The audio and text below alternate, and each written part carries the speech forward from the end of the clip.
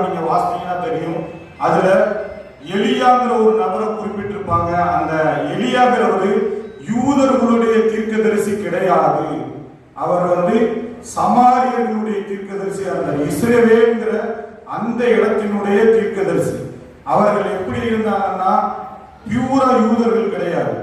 அப்ப இதுதான் நமக்கு முக்கியமான விஷயம். இன்னைக்கு நம்மளுடைய தந்தை 2 பேருமே நமக்கான ஒரு நல்ல வழிகாட்டிகளாகவும் நமக்கு எல்லா விஷயத்திலையும் திருச்சபையில் மட்டுமல்லாமல் சமூகத்திலையும் குரல் கொடுக்க வல்லவர்களா இருக்கிறாங்க.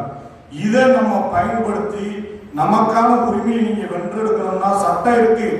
ஆனா சட்டத்தை சட்டப்படி நம்ம அணுகணும்னா அதற்கான அறிவு நமக்கு இருக்கணும், அதற்கான கல்வி இருக்கணும். இதை நம்ம புரிந்து கொண்டு நம்ம இதை பயன்படுத்தினீங்கன்னா நம்ம அடுத்த நம்மளுடைய தலைமுறை இப்படி இருக்காதுங்கிறத சொல்லி விடைபெற்றுக்கிற குறிப்பா நம்முடைய தந்தை அவர்களுக்கு இதுக்கான நன்றியை தெரிவிக்கணும். ஏன்னா அந்த விஷயத்த சொன்ன உடனே இப்படி ஏற்றுக்கிறதுக்கே ஒரு தனி மனநிலை வேணும். அதுக்காக நம்மளுடைய தந்தை அவர்களுக்கும் என்னுடைய நெஞ்சார்ந்த நன்றிகளை தெரிவித்துக் கொள்கிறேன். அது மட்டும் இல்லாமல் நம்ம வந்திருக்கிற ஒவ்வொருக்கும் நன்றியை தெரிவித்து விடைபெறுகிறேன். நன்றி, வணக்கம்.